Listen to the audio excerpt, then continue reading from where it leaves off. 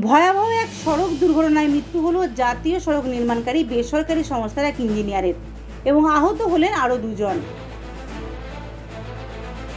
বৃহস্পতিবার সকালে পানাগড় বাইপাস সংলগ্ন বুদবুদের কোটা মোড়ে এই মর্মান্তিক দুর্ঘটনাটি ঘটে।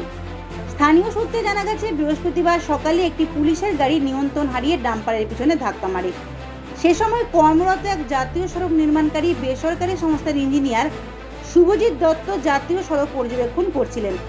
পুলিশের গাড়িটি ডাম্পারের পিছনে ধাক্কা মারার সঙ্গে সঙ্গে ডাম্পারটি ধাক্কা মারে ওই বেসরকারি সংস্থার ইঞ্জিনিয়ারকে। ঘটনাস্থলে মৃত্যু হয় তার। এর পাশাপাশি পুলিশের গাড়িতে থাকা দুজন ব্যক্তিও আহত হন। আমাদের ইঞ্জিনিয়ার গাড়ি ছিল, কোম্পানি ইঞ্জিনিয়ার, একটা বোলেরো পিকআপ এসে আর্মির ছিল এটা পিকআপটা, সে এসে ডাম্পারটাকে মেরেছে। ডাম্পারটা যে আমাদের স্যারকে মারল, ডাম্পারের লোকের কিছু হয় না, যে পিকআপে ছিল তার মধ্যে দুজন আহত। এখন দুজন আহত আছে। আমাদের স্যার পর ডেট হয়ে গেছে, বাইক নিয়ে সাইডে দাঁড়িয়ে ছিল। উনি কি ইঞ্জিনিয়ার ছিলেন? ইঞ্জিনিয়ার ছিল, তো পর ডেট হয়ে গেছে। 1 ঘন্টা পড়েছিল, কোনো গাড়ি পাচ্ছিলাম না, তো 3-4 জন আছে।